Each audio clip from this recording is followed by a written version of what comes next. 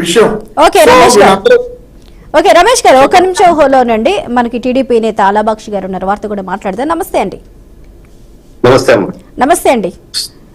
కాకినాడ పోర్టులో కండిషన్స్ పెట్టారు, అక్కడ ఎలాంటివి జరగకుండా చూస్తామన్నారు. కానీ రూట్ మార్చుకుంది, దానికి ఏదైతే కావాలో అక్కడి నుంచి అంటే విశాఖ నుంచి ఇదంతా మళ్ళీ మొదలైంది. నిన్న జరిగిందే దీనికి ఉదాహరణ చూసుకున్నట్లయితే 483 మెట్రిక్ టన్నుల పీడిఎస్ బియ్యాన్ని అధికారులు పట్టుకున్నారు. అయితే దీనికి మూలం ఎక్కడ అంటే ఇప్పుడు ద్వారంపూడి చంద్రశేఖర్ ఈ మాఫియాని చేస్తున్నారు, ఇందులో ఉన్నారు. ఒక మండలానికి ఒక ఇన్ఛార్జిని పెట్టుకొని ఆ రైస్ అంతా గ్యాదర్ చేసి 22 రూపాయలకి ఆయన కొని 60 నుంచి 70 రూపాయలకి ఎక్స్పోర్ట్ చేస్తున్నారు. దీనివల్ల కొన్ని వేల కోట్లు ఆయన సంపాదించుకుంటున్నారు అన్నారు. ఓకే, కానీ ఇక్కడ మూలం ఎక్కడ అనే అంశాన్ని కూటమి ప్రభుత్వం ఎందుకు మర్చిపోతుంది అంటూ కూడా ద్వారంపూడి చంద్రశేఖర్ ప్రెస్ మీట్ పెట్టి కూటమి ప్రభుత్వాన్ని ప్రశ్నించిన పద్ధతి మనం చూసాం. ఇక్కడ నన్ను మీరు బ్లేమ్ చేయవలసిన అవసరం లేదు. మీ కూటమిలోనే కాకినాడకు సంబంధించి అధికారులు ఎవరున్నారు, కూటమికి సంబంధించిన ఎమ్మెల్యేలు ఎవరున్నారు, ఆ కాకినాడలో ఉన్న ఆయన అది లంచాలు తీసుకోకపోతే, అవినీతికి పాల్పడకపోతే ఎందుకు ప్రశ్నించట్లేదు అంటూ కూడా కూటమి ఎమ్మెల్యేనే ఆయన పాయింట్ అవుట్ చేశారు. అది మరి ఎలా చూస్తారంటారు చెప్పండి. ఇప్పుడు గత 5 సంవత్సరాలు మనం చూసినట్లయితే ఏదైతే గంజాయి డ్రగ్స్ విపరీతంగా ఈ పోర్ట్ల ద్వారా స్మగిల్ చేస్తూ ఇతర దేశాలు పంపిస్తూ, అదే విధంగా దాంట్లో భాగంగా ఈ యొక్క పీడిఎస్ రైస్ కానివ్వండి, అదేవిధంగా లిక్కర్ కూడా కొంత భాగం లిక్కరు లైక్ విదేశీ లిక్కర్ ఇవన్నీ కూడా వీళ్ళు అలవాటు పడిపోయారు. వీళ్ళు ఏది వైసీపీ ప్రభుత్వం గత 5 ఏళ్లలో. సో దాన్ని ప్రక్షాళన చేసే కార్యక్రమంలో ఏదైతే మన సివిల్ మినిస్టర్ మనోహర్ గారు, అదేవిధంగా పవన్ కళ్యాణ్ గారు, వారు జూలై నెలలో, నవంబర్ నెలలో, డిసెంబర్ నెలలో వరుసగా దాడులు చేసుకుంటూ వాటిని అరికట్టే ప్రయత్నంలో ఉన్నారు. దాంట్లో ముఖ్య ముద్దాయిగా ద్వారంపూడి చంద్రశేఖర్ ఆయన మెయిన్ గా ఉన్నారు. ఆయనతో పాటు ఇతరులు ఉన్నారు. ఆయన ఒక్కరే టార్గెట్ అని కాదు, ఈ సిస్టాన్ని ఎంటైర్ రాష్ట్రంలో తయారు చేసి పెట్టేశారు, రాష్ట్రాన్ని భ్రష్టు పట్టించారు. సో దాన్ని ప్రక్షాళన చేస్తూ మా ముఖ్యమంత్రి గారు చంద్రబాబు నాయుడు గారు కూడా ఏం చేశారంటే దీన్ని కింద స్థాయి నుంచి అరికట్టాలి. ఇది ఈ షిప్మెంట్స్, ఈ మెట్రిక్ టన్స్ అసలు ఎలా వస్తున్నాయి, ఈ పీడిఎస్ రైస్ ఎలా పూల్ అవుతా ఉంది, ఈ లోకల్లీ పూల్ అవుతా ఉంది, కాబట్టి కింద స్థాయి నుంచి అరికట్టాలని చెప్పేసి మొన్నటికి మొన్న ప్రకాశం జిల్లాలో 3000 కేజీలు పీడిఎస్ రైస్ మిల్స్ లో కానివ్వండి ఎక్కడ దాడులు చేసి దాన్ని సీజ్ చేయడం జరిగింది.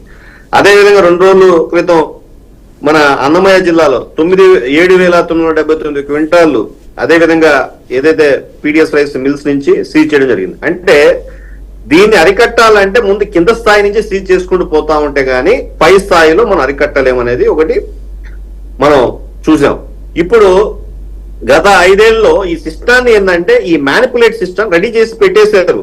ఎవరికి ఏం ముడుపులు ఇస్తున్నారు, ఏ అధికారులకు ఇస్తున్నారు, ఆ సిస్టాన్ని ఇక్కడి నుంచి ఇతర దేశాలు వెస్ట్ ఆఫ్రికాకు పోయేటప్పుడు కానీ లేకపోతే ఇతర దేశాలు పంపించడం కానీ ఈ పంపిణీ మొత్తానికి ఒక సిస్టమ్, ఒక మాఫియా లాగా గత ప్రభుత్వం ఏర్పాటు చేసి పెట్టేస్తున్నది. సో దీన్ని ప్రక్షాళన చేస్తూ దీంట్లో ఎవరెవరు భాగస్వాములు ఉన్నారు, ఎవరెవరు ఉన్నారనేది దాన్ని క్లియర్ గా ఇప్పుడు మొన్న నేను చెప్పినట్టు మీకు 7,979 క్వింటాల్ అన్నమయ్య జిల్లాలో చేసినప్పుడు 336 మందిని అరెస్ట్ చేసాం. అక్కడ 336 మందిని అరెస్ట్ చేసాం. సో కింది స్థాయి నుంచి ఈ యొక్క మాఫియాని కంప్లీట్ గా ఎలిమినేట్ చేయడమే మా లక్ష్యంగా మేము ముందుకు వెళ్తా ఉన్నాం.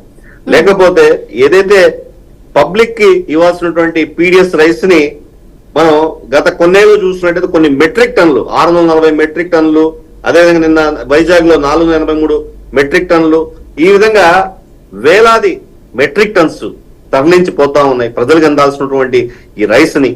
సో ద్వారంపూడి చంద్రశేఖర్ గారు ఇప్పుడు వచ్చేసి ఏంటంటే నేను మహానుభావుని, నేను దీంట్లో పాత్ర లేదు, మీరే కదా అంటే గత 5 ఏళ్లు మీరు చేసినటువంటి భ్రష్టుని, గత 5 ఏళ్లు మీరు ఏర్పాటు చేసినటువంటి ఈ ఒక మాఫియాని అరికట్టే పద్ధతిలోనే ఈ రోజు పవన్ కళ్యాణ్ గారు కానివ్వండి, ముఖ్యమంత్రి చంద్రబాబు నాయుడు గారు కానివ్వండి, అదేవిధంగా మనోహర్ గారు కానివ్వండి అడుగులు వేస్తున్నారు. శుభప్రదం.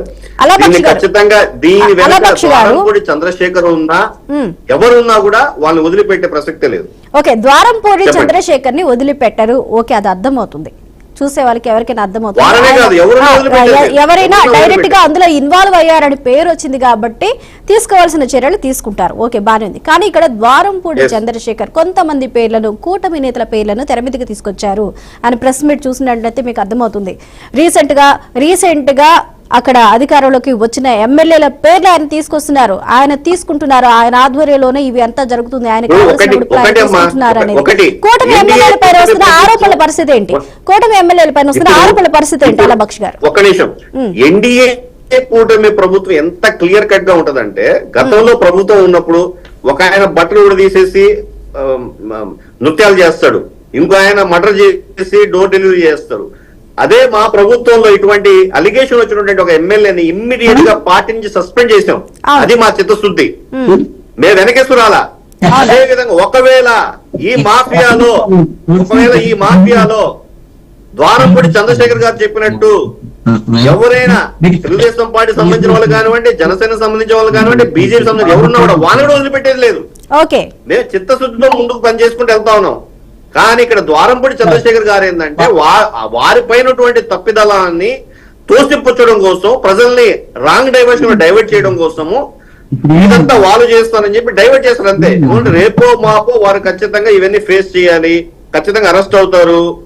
అందువల్ల ఇవన్నీ ఏంటంటే ఆయన పైన వచ్చే ఈ అలిగేషన్స్ అన్ని ఆయన ఎక్కడ ఇది ఫేస్ చేయాల్సి వస్తుందని చెప్పేసి దాన్ని దారి మళ్లించే ప్రయత్నంలో మా వైపు చూపిస్తూ 4-5 పేర్లు చెప్పేసి అక్కడ ఉండే స్థానిక ఎమ్మెల్యే అని చెప్పి ఇంకో పేరు చెప్పేసి దాన్ని పక్కదో తప్పిస్తున్నారు తప్ప ఇంకోటి ఏం లేదు.